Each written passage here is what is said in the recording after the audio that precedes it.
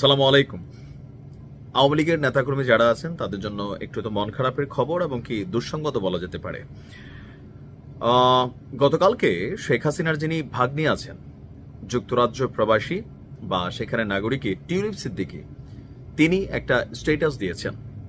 তো তার এই স্ট্যাটাসের পরপরই আপনারা নিশ্চয়ই দেখেছেন ফেসবুক ইতিমধ্যে যে তিনি অসুস্থতার খবর যেটা আসছে। এখন আসলে তিনি প্রকৃতপক্ষে কি অসুস্থ, এর মাঝখানে অনেকগুলা খবর আবার সামনে চলে আসছে যে কেউ কেউ বলছেন শেখ হাসিনা দীর্ঘদিন ক্যান্সারে আক্রান্ত ছিলেন, গোপনে চিকিৎসা নিতেন, এটা তিনি কাউকে বলেন নাই, তিনি আসলে ক্যান্সার আক্রান্ত।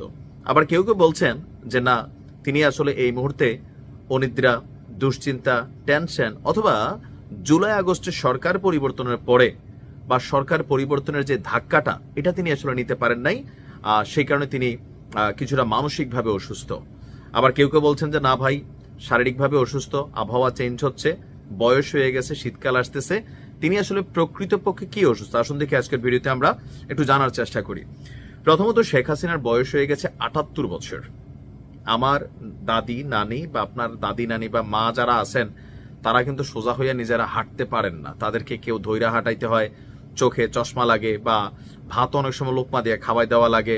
হ্যাঁ, এরকম কিন্তু অবস্থা। বাট এই বয়সেও শেখ হাসিনা বা বেগম খালেদা জিয়া, তারা দুজন কিন্তু মোটামুটি ভালোই শক্তিশালী আছেন। যেমন বেগম খালেদা জিয়ার বয়স হচ্ছে ৮০ বছর, তো ওনার থেকে ২ বছরের ছোট হচ্ছে শেখ হাসিনা ৭৮ বছর।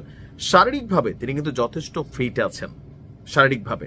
কিন্তু এখন অসুস্থতার বিষয়টা নিয়ে যে বিষয়টা আসছে, প্রথমত শেখ হাসিনা ক্যান্সার আক্রান্ত যেই খবরটা ছড়িয়েছে, দৈনিক ইত্তেফাকে আমি ঘাইটা দেখলাম ২০২৫-এর এই বছরেরই ফেব্রুয়ারিতে ঠিক এমন একটা নিউজ বের হয়েছিল যে শেখ হাসিনা ক্যান্সারে আক্রান্ত আর গোপনে সিঙ্গাপুরে তিনি চিকিৎসা নিচ্ছেন অথবা